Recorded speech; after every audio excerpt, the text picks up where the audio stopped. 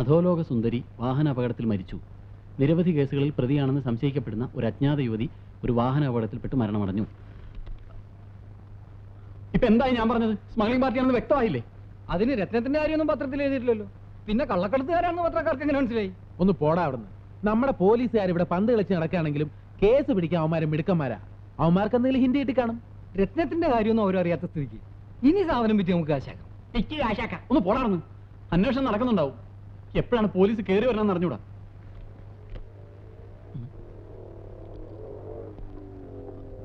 നമ്മൾ ഇന്നലെ രാത്രി കണ്ട മോട്ടോർ സൈക്കിളുകാരനായിരിക്കും. പോയി നോക്കാം. വാ.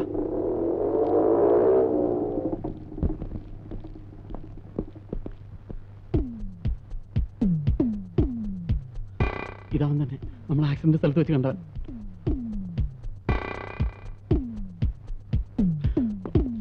എന്റെ അമ്മ, നമ്മൾ ഇന്നലെ ആക്സിഡന്റ് സ്ഥലത്ത് വെച്ചൊരു മോട്ടോർ സൈക്കിളുകാരനെ കണ്ടില്ലേ? അയാൾക്ക് ഇതുമായിട്ട് എന്തോ ബന്ധമുണ്ട്. അയാൾ ഇങ്ങോട്ട് കയറി വരുന്നു. നീ പത്രം എവിടെ ഒളിപ്പിച്ചു? എവിടെ ഒളിപ്പിക്കും? ഇങ്ങോട്ട് കൊണ്ടുവാ, ഞാൻ ഒളിപ്പിച്ചു നോക്കാം. പത്രം ഒളിപ്പിക്കുന്നത് ഇങ്ങനെയാണ്.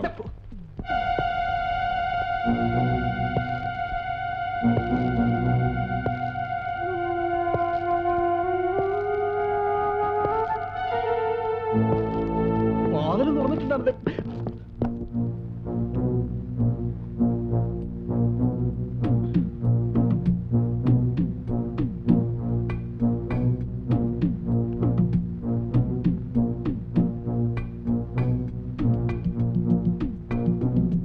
നിങ്ങൾ കലാദർശകയിലെ മിമിക്സ് താരങ്ങളല്ലേ?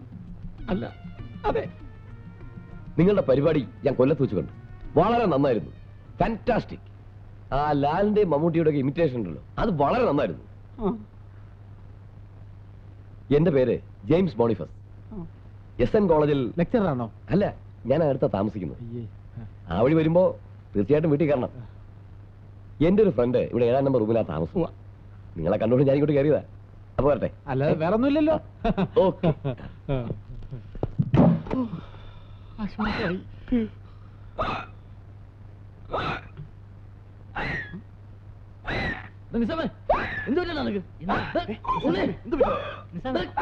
അയ്യോ നിസാം, തൊണ്ടയിൽ എന്തോ തടഞ്ഞിട്ടുണ്ട്.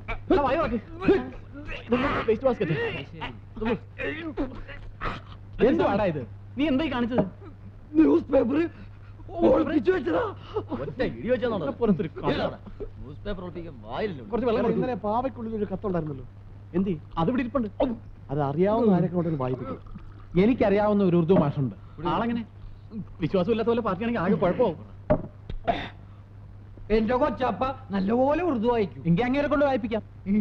പക്ഷെ കൊച്ചാപ്പ കഴിഞ്ഞ മാസം മരിച്ചുപോയി. എന്റെ അമ്മേ, അവന്റെ അണ്ണാക്കിലോട്ട് കയറ്റി.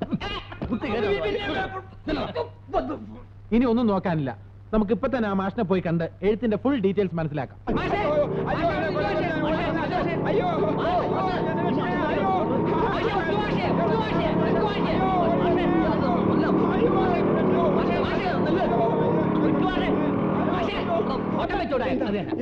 മാഷേ, ഇത് ഞാനാ, ഉണ്ണി. ഉണ്ണിയായിരുന്നു. മാഷ് എന്തിനാ ഓടിയത്? ഞാൻ വിചാരിച്ചു കടം വാങ്ങിച്ച് കാശ് കൊടുക്കാനുള്ള ആരെങ്കിലും പിന്നാലെ വരികയാണെന്ന്. മാഷിനെ അത്യാവശ്യമായിട്ടൊന്ന് കാണാൻ വന്നാ ഞങ്ങള്. എന്താ ഉണ്ണികൃഷ്ണ വിശേഷം? ഞങ്ങളുടെ ഉറുദുവിൽ ഒരു ലെറ്റർ ഉണ്ട്. അതിന്റെ അർത്ഥം മാഷൊന്ന് വായിച്ച് പറഞ്ഞു തരണം. ഇത്രയേ ഉള്ളൂ.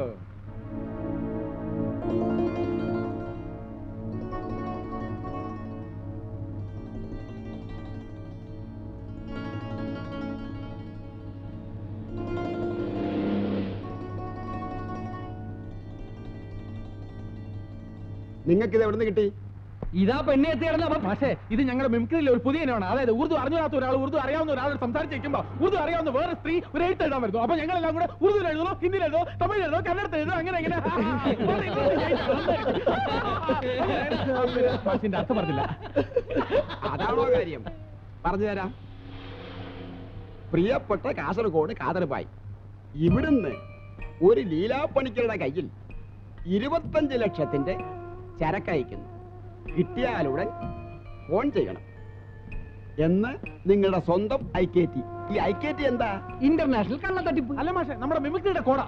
പിന്നെ മാഷെ, ഇത് പുറത്താരോടും പറയരുത്. നമുക്ക് ഡേഞ്ചറാ. വേറെ ഒന്നുമല്ല, വേറെ മിമിക്രി ട്രൂപ്പുകാരുണ്ട്. അവരിത് കോപ്പി അടിക്കും. അവരുടെ മാഷെ താങ്ക്സ്. ഉണ്ണികൃഷ്ണ, ഒരു 100 രൂപ കടം തരാൻ കാണുവോ? ഏതായാലും ഒരു കാര്യം ഉറപ്പാ, ഈ കാസർഗോഡ് കാദർബായി ഇന്റർനാഷണൽ സ്മഗ്ലിംഗുമായി ബന്ധമുള്ള ആളാ. ഇത്രയും വിലയുള്ള ഡയമണ്ട്സ് നഷ്ടപ്പെട്ട സ്ഥിതിക്ക് അവർ വെറുതെ ഇരിക്കില്ല. കാദർബായിയുടെ ആൾക്കാർ എല്ലായിടത്തും അന്വേഷിക്കുന്നുണ്ടാവും. ഇത് നമ്മുടെ കയ്യിൽ ഇരിക്കുന്നിടത്തോളം കാലം നമുക്ക് മനസമാധാനമായിട്ട് ഉറങ്ങാൻ പറ്റില്ല. നമുക്കിത് കാദർബായിയുടെ കൈ കൊണ്ടേ കൊടുത്തിട്ട് ഉണ്ടായത് എന്താണെന്ന് അങ്ങോട്ട് തുറന്നു പറയാം. ചിലപ്പോ തിരിച്ചു കിട്ടിയ സന്തോഷം കൊണ്ട് കാദർബായി 25,000 രൂപയിൽ നമുക്ക് തരാതിരിക്കൂല. ഇവിടെ വേണോ പ്രാളം? അവന് കാശുണ്ടാക്കുന്ന കാര്യം ഒന്ന് പോടാ അവിടെ. എടാ, നമ്മൾ ഇതും ചുമന്നുകൊണ്ട് അങ്ങോട്ട് നിന്ന അവസാനം വേലിയെ കിടക്കുന്ന പാമ്പിനെ എടുത്ത് എന്നെ കൊണ്ടൊന്നും പറയിപ്പിക്കരുത്. തല്ലുകൊള്ളാനും ജയിലിൽ കിടക്കാനും താല്പര്യമുള്ളവർ എന്ത് വേണമെങ്കിലും വായിക്കും. പിന്നെ എന്താണ് ചെയ്യേണ്ടതെന്ന് നീ എന്നെ അങ്ങോട്ട് പറ. നമുക്ക് നാളെ തന്നെ കാസർഗോട്ടേക്ക് പോവാം.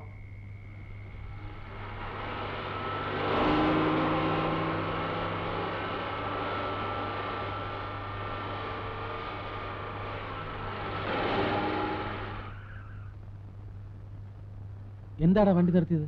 എത്ര നേരമായത്? ഞാൻ ആകെ ക്ഷീണിച്ചു. ഇനി നിങ്ങൾ ആരെങ്കിലും വണ്ടി ഓടിക്കും. 2 കിലോമീറ്റർ അല്ലേ ഉള്ളൂ, ചവിട്ട് വിട്. എന്നാ കുറച്ച് റെസ്റ്റ് എടുത്തിട്ട് പോവാം. ഇറങ്ങ. എല്ലാവർക്കും 5 മിനിറ്റ് റെസ്റ്റ് എടുക്കാൻ ഞാൻ പെർമിഷൻ തന്നിരിക്കുന്നു.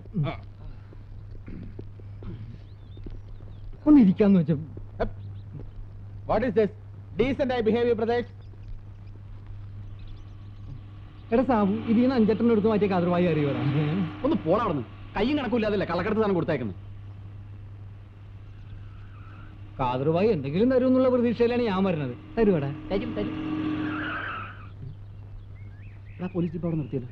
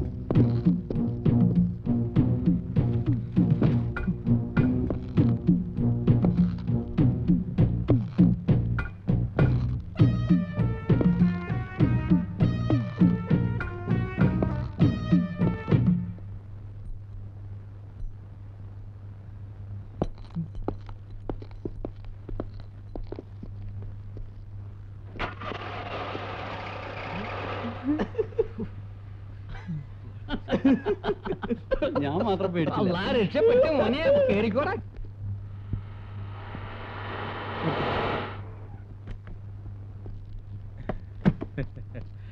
ഈ കാദറിന്റെ വീട് എവിടെയാ? ഓന്റെ കാര്യം ഇവിടെ മുണ്ടിപ്പോരുത്. അയ്യോ, അവൻ അറിയാതെ എന്തെങ്കിലും പറഞ്ഞു പോയിട്ടുണ്ടെങ്കിൽ ക്ഷമിക്കണേ. കൊന്നാളെ ഞാൻ എല്ലാത്തിനെയും. ആ ഇബിലീസിന്റെ കാര്യം പറഞ്ഞോണ്ട് ഒരൊറ്റ എണ്ണ ഈ കടയിൽ കയറി പോരുത്. 3 മക്കളെ എന്നെ ഉപേക്ഷിച്ച് കണ്ട തേപിടിച്ചവളോടെ പോയവനവൻ. പിന്നെ ഒന്നുമില്ല. ഈ കാദർബായിയുടെ വീട് എവിടെയും ചോദിച്ചപ്പോ ഇവര് ചൂടാവുന്നു. വട്ടാണോ? അല്ല, കാദർബായിക്ക് കാസർഗോഡ് കാദർബായി എന്നാ ഫുൾ നെയിം. കാസർഗോഡ് കാദർബായി. ഇത്താത്ത, നിങ്ങളുടെ കെട്ടിയവൻ ഖാദറിനെയല്ല, കാസർഗോഡ് കാദർബായിനെ അന്വേഷിക്കുന്നത്. എന്റെ പടച്ചോനെ, ഞമ്മടെ കെട്ടിയോനെ അന്വേഷിച്ച് വന്നതാണെന്ന് ഓർത്ത് പറഞ്ഞതാ. ക്ഷമിക്കണം കേട്ടാ. അതൊന്നും സാരമില്ല.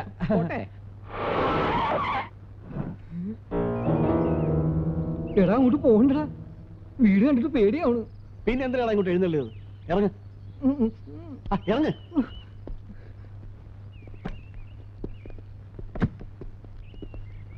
ज्येष्ठा, ये कासरगोड कादरबाई कौन है? हम लोग कासरगोड कादरबाई को मिलने के लिए एक दूजे के लिए हम किसी से कम नहीं. പരന്തു എന്തിനാണോ ഹിന്ദി പറഞ്ഞ് വിഷമിക്കുന്നത്? മലയാളത്തിൽ പറഞ്ഞാ പോരെ? അമ്മാവൻ കൂർക്കയല്ലേ അല്ലേ? പട്ടി ഞങ്ങൾ ഈ ബൊമ്മ ബൊക്കെ എവിടെ കൊടുക്കാനുള്ളതല്ല. ഈ മുസ്ലിം യൂത്ത് വിങ്ങിന്റെ ആൾക്കാരാ. ഇത് സിദ്ധൂട്ടി, ബൈജൂട്ടി, അൻസൂട്ടി, അശോട്ടി, സൈനോട്ടി, ഞാൻ ജഗ്ഗൂട്ടി, ഞങ്ങൾ ബാപ്പൂട്ടി, സ്ഥലം കൊണ്ടോട്ടി. ഇപ്പൊ എന്ത് വേണം? ഞങ്ങൾ ഈ പള്ളി പൊളിച്ച് അമ്പലം പണിയണം, അമ്പലം പൊളിച്ച് പള്ളി പണിയണോ, ഏത് പൊളിക്കണം, ഏത് പണിയണം എന്നതിനെ പറ്റി ഒന്ന് ആലോചിക്കണം. വരൂ. ആള് വളരെ ഇന്റലിജന്റ്. നമ്മൾ പറഞ്ഞെല്ലാം മനസ്സിലായി. നിങ്ങളോട് നിൽക്കേ, ഞാനിപ്പോ വരാം.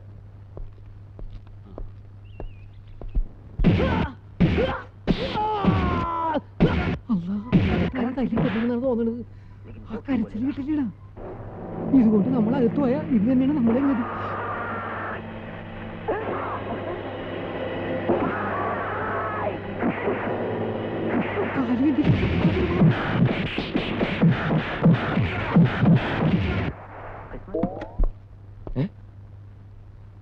ഇവരെങ്ങോട്ട് പോയി? ഞാൻ അപ്പോഴേ പറഞ്ഞ കാസർഗോഡും പോട്ടെ ഒരു മണ്ണാങ്കട്ടലും പോകണ്ടെന്ന്. നിനക്കായിരുന്നല്ലോ കൂടുതൽ ഇണക്കം. പിന്നെ ഇതും തലയിൽ വെച്ചോണ്ട് നീര് ചാവണമെന്നാണോ നീ പറയുന്നത്? എന്ത് ചെയ്താലും കൊള്ളാം, ഇത് കയ്യിൽ നിന്ന് ഒഴിവാക്കണം. സംഭവം കഴിഞ്ഞ് ഇത്രയും ദിവസമായ സ്ഥിതിക്ക് ഇനി പ്രശ്നങ്ങളൊന്നും ഉണ്ടാവില്ല. എനിക്ക് തോന്നുന്നത് ഈ ഡയമണ്ട്സ് എല്ലാം പോലീസിലോ കസ്റ്റംസിലോ ഏൽപ്പിക്കാമെന്നാണ്. എന്നിട്ട് കള്ളക്കടത്ത് സാധനങ്ങൾ പിടിച്ചു കൊടുത്താൽ 20% കമ്മീഷൻ കിട്ടുമെന്നാണ് പറയുന്നത്. ആ സ്ഥിതിക്ക് നമുക്കില്ലേ ബുദ്ധിമുട്ടുള്ള ആവശ്യങ്ങളൊക്കെ. അത് ശരിയാ. 20% വെച്ച് നോക്കുമ്പോ എങ്ങനെയായാലും 2 ലക്ഷത്തോളം രൂപ കിട്ടും. എടാളിയ കയ്യിൽ വന്ന ഭാഗ്യം തട്ടിക്കളയരുത്. ഈ പണം മുഴുവൻ നമുക്ക് കിട്ടിയുള്ള സ്ഥിതി ആലോചിച്ച് നോക്കിയേ.